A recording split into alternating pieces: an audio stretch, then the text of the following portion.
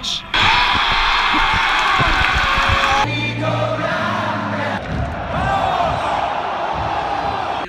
Crystal Palace, we out. Yo, what's up, YouTube world? My name is D.A.T.A Turner the Fourth. Yes, the Fourth, but you can call me Art for short. And presented by D.A.T.A Productions, my channel. I am back today, and I have a bomber today. Yeah, we really do. We have a bomber. And so what we really want to talk about today, if you're new to my D.A.T.A Productions channel, the things I do like to talk about on this channel is regards sports and travel. And when I can get those things intertwined together, I like it a lot. And you know what? I like to make content for you to like a lot too with those two things. So like I said, I have a bomber topic today.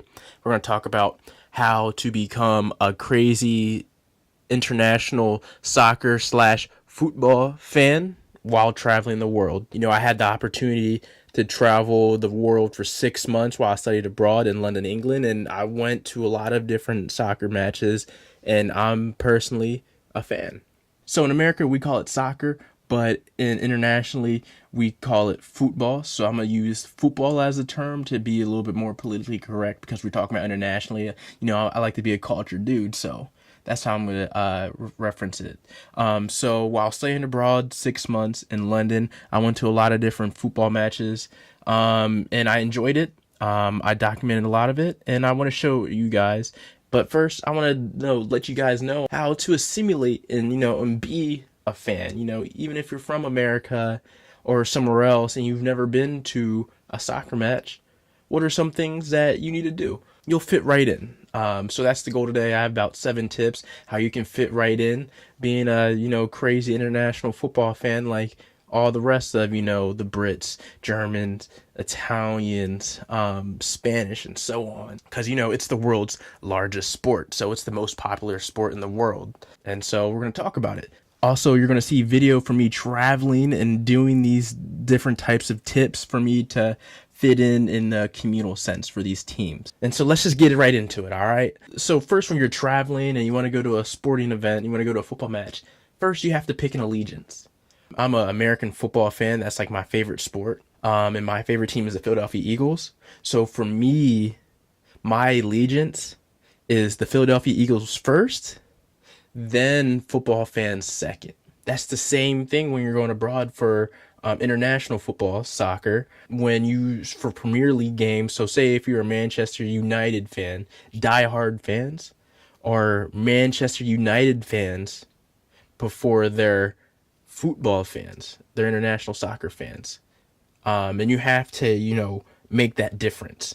Now when you're traveling the world and you just want to see different sporting events like me, sure, I have favorite teams because internationally I'm a soccer fan first. Biggest favorite team I like is Paris Saint-Germain in France, West Ham on the west side of London. I also love Roma in Italy, and so on, like Dortmund in Germany and things along those lines, Ajax in Amsterdam. So I like those type of teams. So when I'm in those countries, I'll most likely go see those teams plays as a fan for those teams. It's a little bit more okay for me, I guess, to wear another team's jersey while I'm traveling around, because I'm not claiming to be a true fan of a team, diehard as I would claim being a Philadelphia Eagles fan in American football. Back to what I was saying. Sorry about that rant. You gotta pick an allegiance. So if you're in London, you have 6 major teams to choose from if you want in the Premier League. If you want to see the Tottenham Hotspurs play, then shoot, you're going to be a Tottenham Hotspurs fan for that day when you see the game. You just want to see a good match. So you have to pick an allegiance. It can be any team you want. Number 2, you want to buy some gear. Usually what I did when I was traveling around, I would buy a scarf. Right? Scarf's really easy. $15, 15 pounds, 15 euros, really cheap. You can get a guy off the street to sell you one, and you can go in with that scarf, and then boom, you're a fan. You don't have to have a jersey, but you know what? You're part of the team today. And so the number 3 step, the third step, and it's a very important step if you're over the age of 18 internationally or 21 in America, and you like alcoholic beverages. I think this is a very important step in any sporting event. You got to get oiled up, baby. You got to get oiled up. Crystal Palace, we out. And if you don't know what the term oiled up means, it's, to pregame, to get drunk, to get a little loose before the game. And plus, you can save money because sometimes going into sporting events, the prices for alcohol, the prices for booze, liquor can get expensive. So it's good to get oiled up before you go inside. So that's very important. Number 4 is to get situated with the stadium. Walk around with your homies, talk to other couple fans, fill out the stadium. How does it look? How people are carrying themselves. Are they really drunk? Are they not really drunk? Are they loud? Are they timid? Just, figure out the vibes of the stadium. When you talk to fans of that team, you have your scarf on, you're asking questions, let them know that, hey, I'm a traveler. Today, I wanted to see a football match. So today, I'm a Chelsea fan.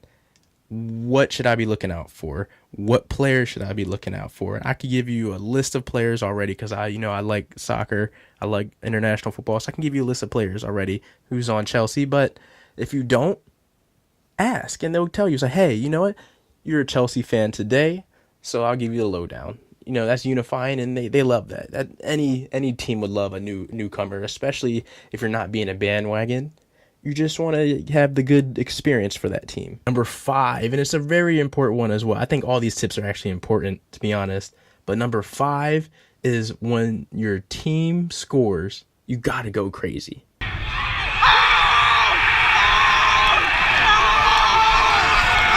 You have to go ballistic. You have to go bananas. You have to jump up and down. You have to scream. That's the only way to do it. That is the only way to do it. Literally the only way. That's part of the experience.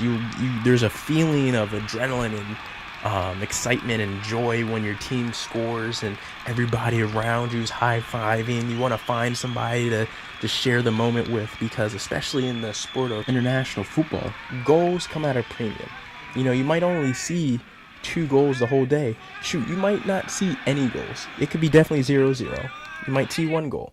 So when a team scores, it's very big, because you don't have a lot of those moments in the 90 minutes. Number 6, perform the team's victory cry or celebration chant to the best of your abilities. Every team has one, very traditional. A lot of the true fans know it by heart. And obviously you're traveling around, you don't know it. You could look it up online, but you probably still don't know it by verbatim like they do.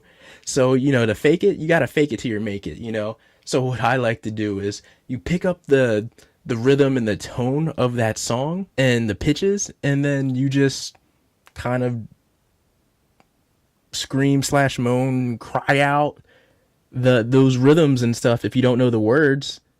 So let me give you a little example. I don't see. I'm not really saying shit.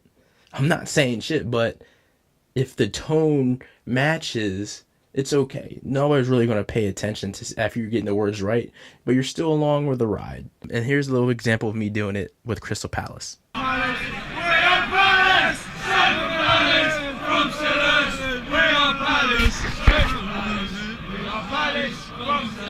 LOL, but you get the point. And number 7, I think is actually the most important tip. Just have a good time. You're traveling, you're in this country, you want to see a game, you want to be a part of what makes this city, town, what it is. Sports is a big part of a lot of nations. Sports is history, storytelling, it unifies people, it separates people. It's a powerful force. Sports is a powerful force all across the world. And so when you do decide to go to different events, around the world, just have fun. Talk to the fans, eat the food, eat their beer, eat their liquor, watch the game, figure out who's cool on the team, who's a good player, who's a legend, sing their songs, even if you don't know it. Just have fun. That's the great thing about traveling and sports. You just get to have fun, and that's what it's all about. And so that's the 7 little tips I have for you today on how to become a crazy international soccer football fan when you're traveling across the world. Use these tips and then you'll fit in like no other, and you also have memories to share. And if you get gear, at least a scarf, you have a memento to every stadium. So that's all I have today for you. Go hit the subscribe button. I'm going to have a lot more content coming traveling around the world, going to different sports events, and let you know the history and the story behind it all. Once again, my name is Art, D. Arthur Turner the fourth for full. This is D.A.T.A. Productions. Dreams are tangible aspirations. I'll see you next time, Dream Schemers. Deuces.